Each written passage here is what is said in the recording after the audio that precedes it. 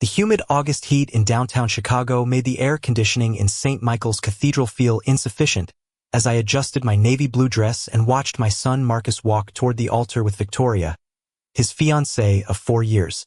Tears gathered in my eyes, not just from the emotion of seeing my only child get married, but from the pain I'd been carrying for the past 8 months since Marcus began treating me like a stranger in his own life.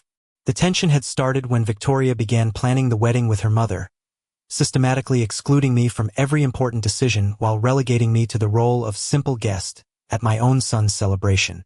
For 28 years I had been a single mother, working day and night shifts as a Chicago police officer to give Marcus the best education possible after his father died in the line of duty when he was just 5 years old, leaving me with mounting bills and an uncertain future I had to rebuild alone.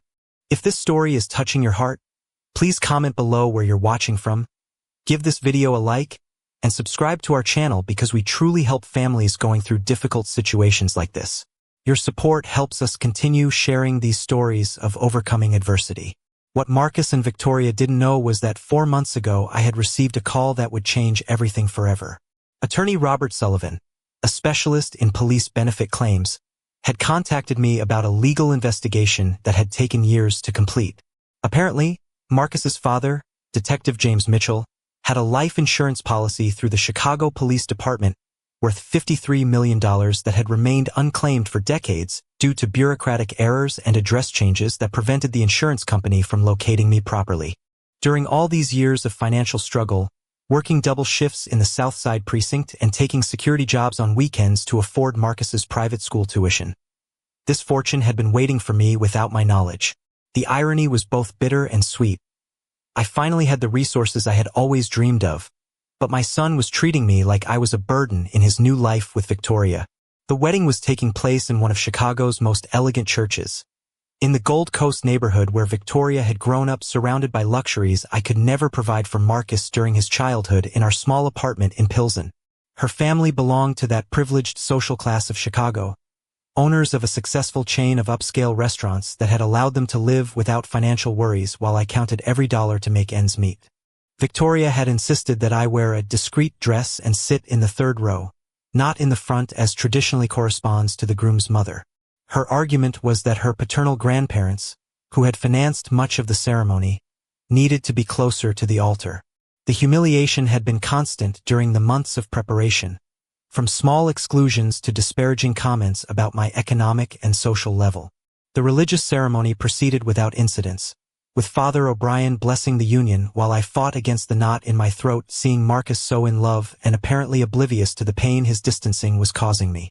James would have been so proud to see his son become a successful detective himself, working for the Chicago Police Department's Financial Crimes Unit and building his own family, fulfilling all the dreams we had discussed during those difficult nights after his diagnosis with PTSD from his undercover work.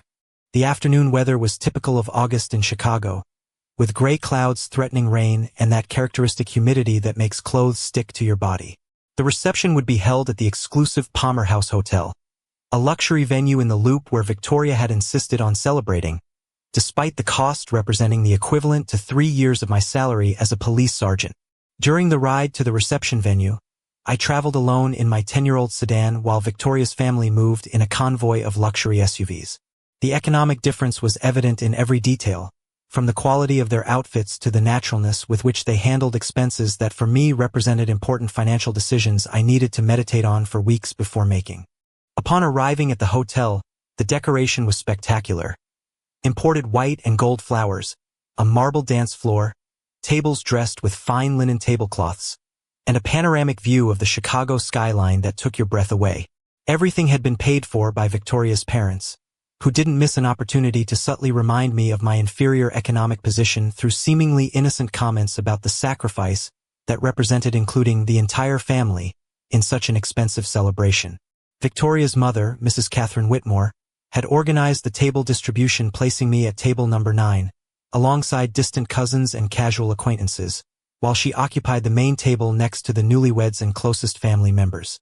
The exclusion was deliberate and painful, especially considering that I was the only direct family Marcus had, the person who had dedicated her entire life to raising and educating him without anyone's help. During dinner, I listened to fragments of conversations about real estate investments, trips to Europe, and business projects that constantly reminded me of the economic gap that existed between our families.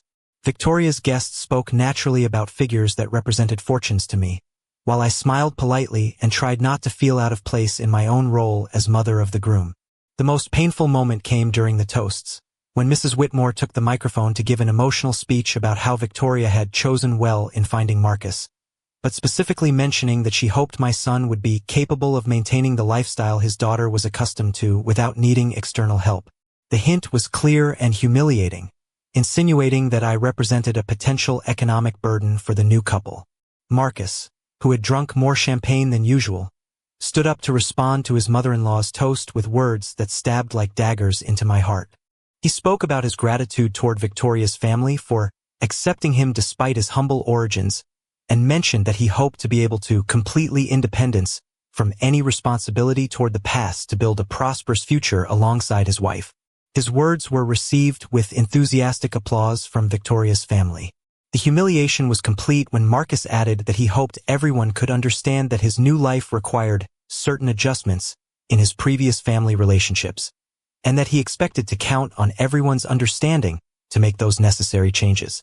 The look he directed at me while pronouncing these words made it clear that he was referring specifically to minimizing my presence in his future life. Sitting at my relegated table, surrounded by strangers who conversed about topics that were foreign to me, I made a decision I had been considering for weeks. I discreetly took out my phone and sent a text message to Attorney Sullivan. Proceed with the complete transfer. I want the money to be available tomorrow morning in the account we discussed. The inheritance of $53 million would finally be officially mine. Traditional jazz music filled the ballroom while couples danced and celebrated, but I felt like a spectator in my own son's life. The live band played Chicago in honor of the newlyweds, and I watched Marcus dance happily with Victoria, completely oblivious to the pain he had caused me with his words and distant attitude during the last months of preparation for this celebration. I decided to leave early from the reception, discreetly saying goodbye to the few acquaintances at my table and avoiding the drama of interrupting the celebrations with my departure. Marcus was so absorbed in his new in-laws that he didn't even notice when I briefly approached to give him a kiss on the cheek and whisper that I hoped he would be very happy in his marriage. Upon arriving at my small apartment in Pilsen, I sat in my tiny living room with a cup of coffee and reflected on the years of sacrifice that had led to this moment.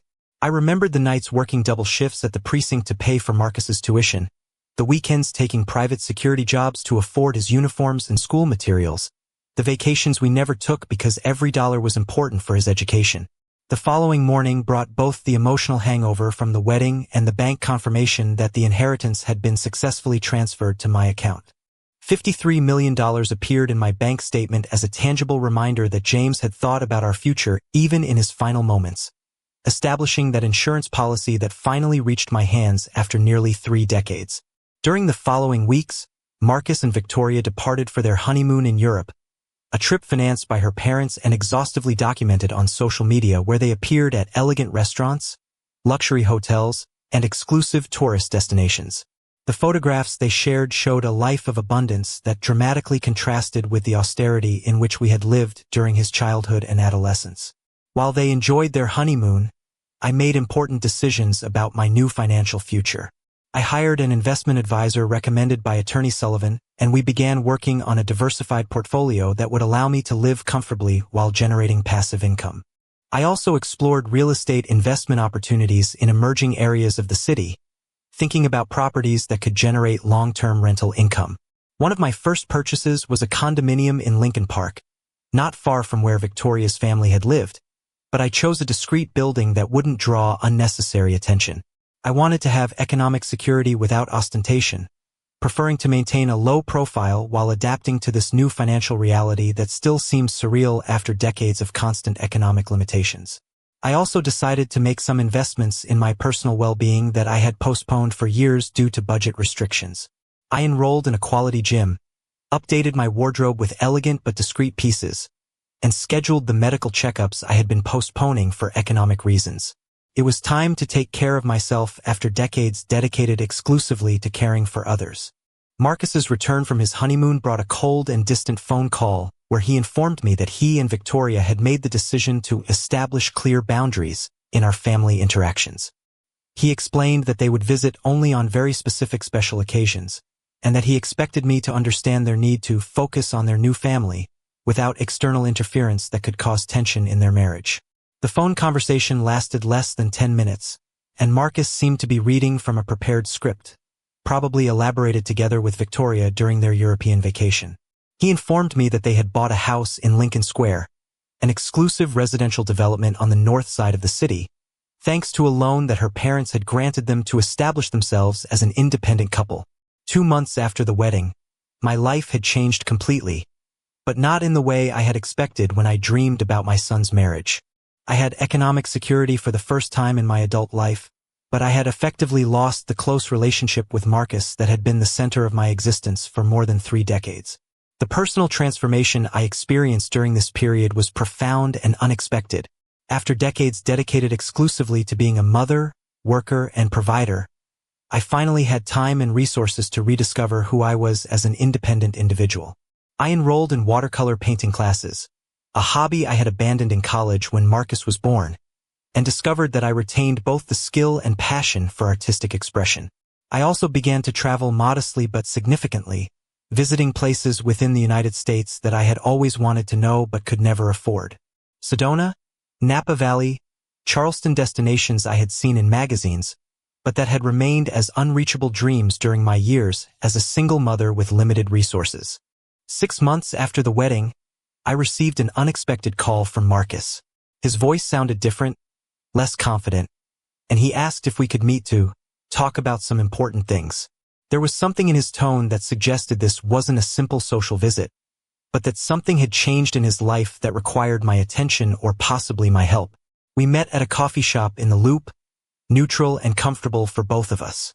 Marcus arrived punctually but looked tired, with dark circles I hadn't noticed in the social media photographs I had seen during the previous months. He had lost weight, and his usual confidence seemed to have diminished considerably since the last time we had been together in person. The conversation began with uncomfortable apologies about his behavior during the wedding and the subsequent months. Marcus admitted that he had allowed himself to be influenced by social pressure and the expectations of Victoria's family, trying to fit into a world that wasn't really his, but that he believed was necessary for his happiness and marital success. Tears began to flow from his eyes when he described how he had felt lost in his new life. He told me about the economic problems that had arisen when the loan for the house turned out to be more expensive than they had initially calculated. The monthly payments, combined with the lifestyle Victoria expected to maintain, had created constant financial pressure that was affecting their marriage and his emotional well-being. He had realized that he had traded his authenticity for an image he couldn't sustain economically. Victoria had begun making disparaging comments about his humble origins every time economic difficulties arose, constantly reminding him that her family had invested in their marriage and expected certain results. The dynamic had become toxic, with Victoria using her parents' financial support as a tool of emotional control in the relationship. Marcus confessed that he had tried to obtain additional loans to maintain the lifestyle Victoria demanded, but that he had realized he was entering a spiral of indebtedness that could ruin his financial future. The pressure to maintain appearances had begun to significantly affect his job performance and mental health. While listening to my son describe his difficulties, I felt a complex mixture of emotions. Pain at seeing him suffer, satisfaction that he finally recognized the value of our relationship, and an unexpected opportunity to repair the damage we had suffered as a family.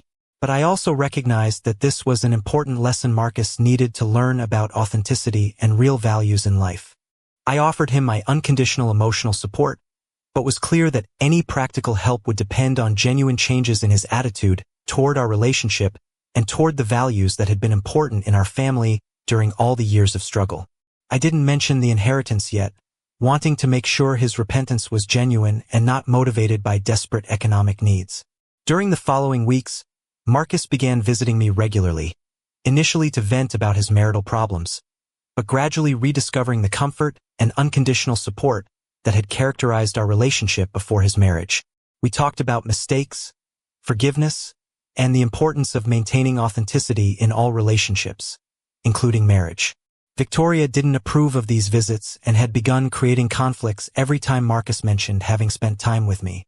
The tension in their marriage intensified when Marcus began questioning some of the excessive expenses she considered necessary to maintain their social status among their friends from Lincoln Square and the Gold Coast.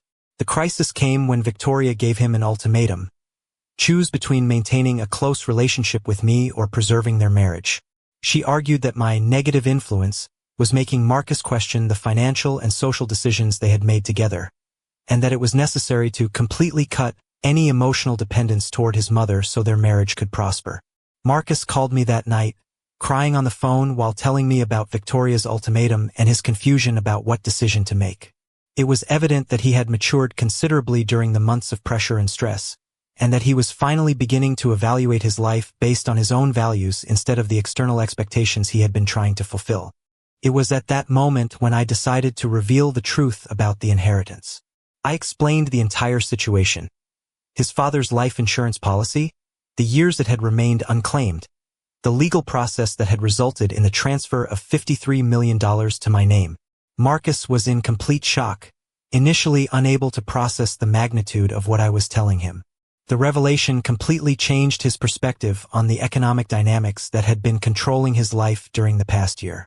He realized that I had had the resources to compete with Victoria's family financially, but had chosen not to do so to allow him to learn important lessons about character, values, and authenticity in relationships.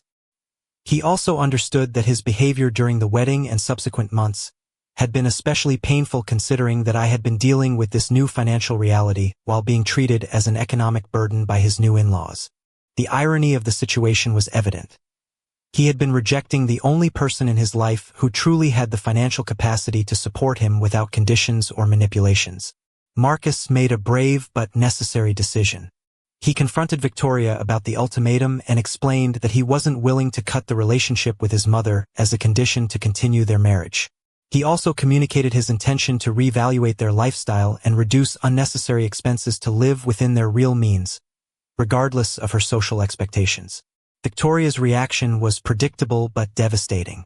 She escalated the conflict by involving her parents, who threatened to withdraw their financial support if Marcus didn't control his new attitude and return to the behavior he had shown during the first months of marriage. The economic manipulation that had been subtle during their courtship became explicit and aggressive. Marcus's marriage officially ended 6 months later, when Victoria decided she couldn't deal with a husband who didn't share her social and economic priorities. The divorce process was relatively simple, considering they had been married for less than a year and had no children, although Marcus lost the house they had bought along with the money he had invested in the down payment. During this difficult period, I was the constant emotional support Marcus needed to process the end of his marriage and reevaluate his life priorities. We used part of the inheritance to ensure he had adequate legal representation during the divorce, and also to help him establish himself in a modest but comfortable apartment in a part of the city that better fit his real values. The experience had been painful but educational for both of us. Marcus learned valuable lessons about authenticity, the importance of maintaining solid family relationships, and the dangers of trying to live a life that doesn't reflect real personal values. I learned about the importance of forgiveness, patience, and allowing important people in our lives to make mistakes and learn from them. 6 months after the divorce, Marcus and I had rebuilt our relationship on a stronger and more mature foundation. He had developed a new appreciation for the sacrifices I had made during his childhood and adolescence, and I had found a balance between being a supportive mother and maintaining healthy boundaries that protected my own emotional well-being. We decided together how to use the inheritance responsibly and meaningfully. We established an educational fund to help low-income students obtain higher education, honoring James's memory and the values that had been important in our family. We also invested in rental properties that would provide stable long-term income. Marcus returned to work with a new perspective on success and happiness, focusing on building a solid career based on his own merits and values instead of trying to impress others or maintain expensive appearances. His relationship with money became healthier and more realistic, understanding that financial security was important but shouldn't control the most important life decisions. 2 years after the wedding that had marked the lowest point of our relationship, Marcus met Sarah, an elementary school teacher who shared his values about family, authenticity, and the importance of genuine relationships over social appearances.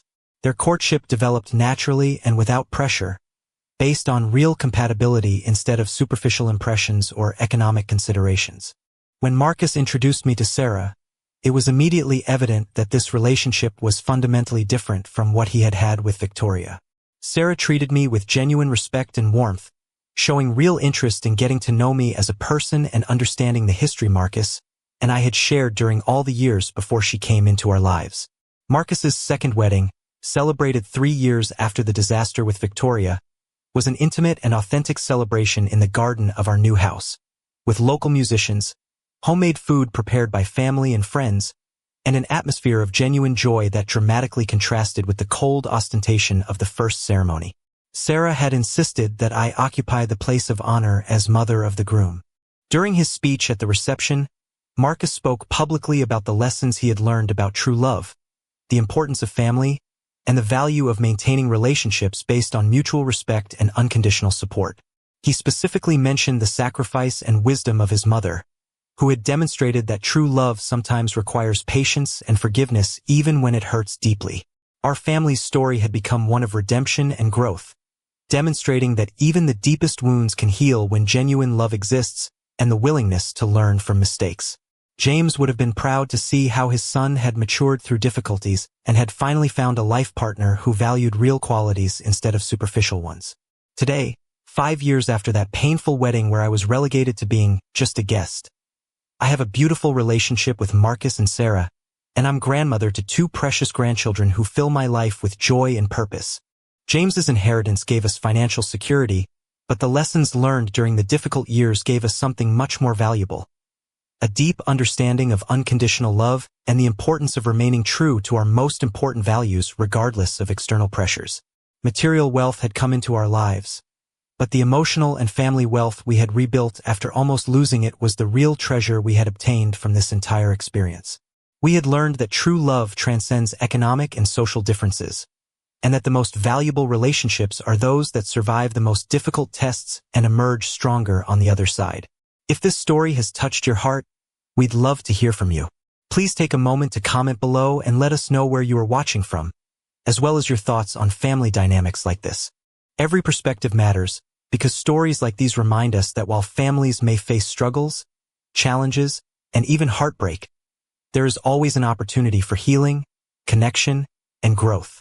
By sharing your own reflections, you not only add to the conversation but also create a ripple effect of encouragement for others who may be experiencing something similar. When you engage, whether it's through commenting, liking, or subscribing, you are helping us build a space where families can feel less alone and more supported. Many people silently carry burdens within their homes, and often just hearing that someone else understands can provide an enormous sense of relief and hope. This channel is more than a platform for stories. It's a community where resilience, compassion, and solidarity take center stage. Your support allows us to continue creating and sharing content that uplifts, inspires, and shines a light on the very real challenges that families go through. We believe that even in the most difficult circumstances, there are lessons to be learned and strength to be found. And together, by engaging with these stories, we can remind one another that no family has to navigate their journey in isolation. So please, if this message resonates with you, don't hesitate to leave a comment, like the video, and subscribe to our channel. By doing so, you're not just supporting us. You're standing with countless families around the world who find courage and comfort in knowing that they are part of a wider circle of understanding and care. Thank you for being here, for listening, and for helping us continue to share these powerful stories of resilience and hope.